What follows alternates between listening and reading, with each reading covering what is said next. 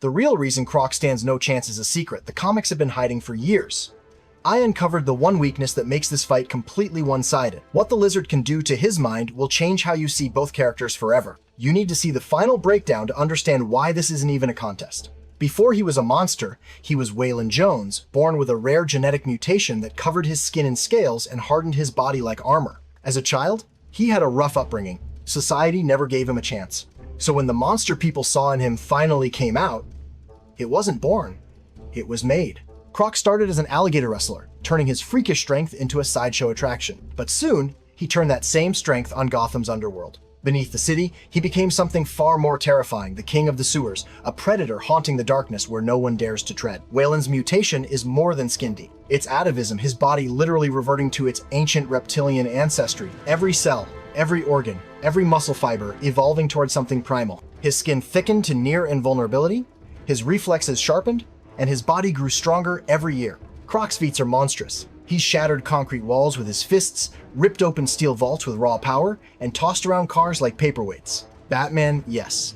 Batman has been dropped by a single punch from Croc more than once, but it doesn't stop there. He stood toe-to-toe with Bane juiced up on Venom, traded blows with Solomon Grundy, injured Osiris, a being powered by the magic of Black Adam, and even clashed with Aquaman underwater on Aquaman's turf. And in a few wild moments, Croc has even landed hits on Superman and Zod. Sure, he didn't knock him out, but if your punch even registers on Superman, you're in a different league of tough. Croc's durability is just absurd. Deadshot once fired a specialized round right into his skull point blank, and it barely pierced his skin. He's tanked explosions, collapsed buildings, and multi-story drops without breaking stride. And then there's his healing factor. Croc can regenerate massive wounds, recover from injuries in minutes, and even regrow limbs. Every time he's hurt, his body adapts. Mutates, evolves. That's the scariest part. Croc doesn't just survive, he changes. Every new mutation makes him tougher, stronger, and less human. His mind slips further into that predatory abyss, but his body becomes the ultimate survival machine. And for all the times people call him a dumb brute, don't buy it.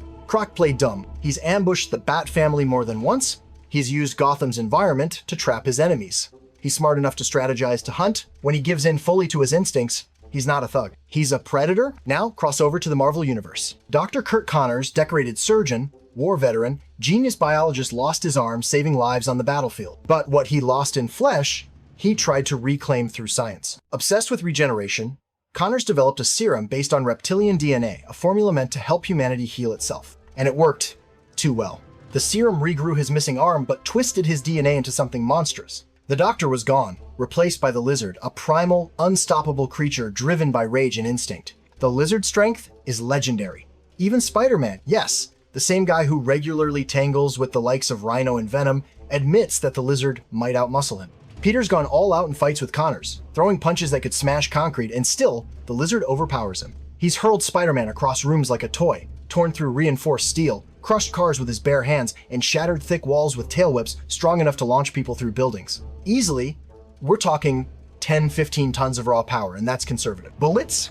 They bounce off. Explosions? Barely slow him down. Even Spider-Man has said that hitting the Lizard feels like punching solid steel. He's endured blasts from the Human Torch, shrugged off electrocutions, and kept fighting after being impaled. And his healing factor borders on the absurd. Slicing him open only buys you seconds before the wound seals shut. Sever a limb, and it'll grow back faster than you can blink. But what truly makes him strong isn't just muscle, it's speed and instinct. The Lizard moves like a blur. He's fast enough to dodge Spider-Man's attacks, and even bypass his spider sense, something only elite-level foes can pull off. His movements are animalistic, unpredictable, and coordinated, like watching a crocodile with the reflexes of a jungle cat. What makes the Lizard terrifying is the duality. Behind those yellow eyes is still the mind of Curt Connors, one of the smartest men in the Marvel Universe. When his intellect merges with the instincts of the Lizard, he becomes something unstoppable, a strategic predator who knows anatomy, biochemistry, and psychology well enough to weaponize them. And then comes his ace in the hole, reptilian control. Through a mix of pheromones and telepathic influence,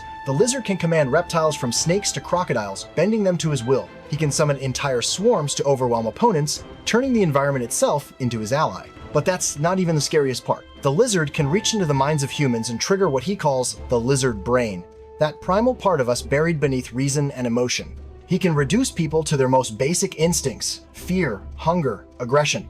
Against Life-Taker Croc, a man already walking that fine line between human and beast, this is devastating. On paper, these two look evenly matched.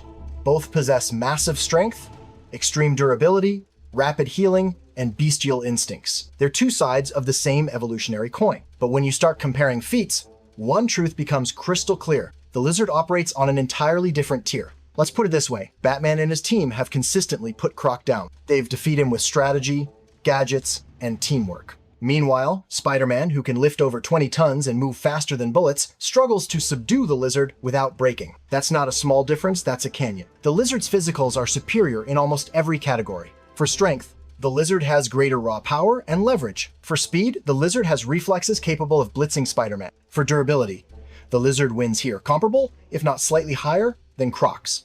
For intelligence, the lizard has massive edge of a genius scientist. For abilities, the lizard tail strikes and reptile telepathy that Croc can't counter. And that last part seals it. The lizard's mind control and pheromonal influence could turn Croc's rage against him, overwhelming his unstable psyche. Unless you pull a version of Croc that's mutated into a near Justice League threat, this matchup just isn't close. Both characters are tough. Both are monsters born from human suffering. But when the claws come out and the sewer water runs red, one of them simply has more in the tank. Croc is a powerhouse, a brute tank with terrifying resilience. But the lizard? He's the perfect hybrid of science and savagery. Faster, stronger, smarter, more adaptable. He's got everything Croc has, and then adds telepathic control, higher combat IQ, and speed that even Spider-Man struggles to keep up with. When the smoke clears, there's only one reptile left standing. Croc fights like a monster. The lizard is a monster. Winner, the lizard, and it's not even close. So now you know the truth behind this mismatch.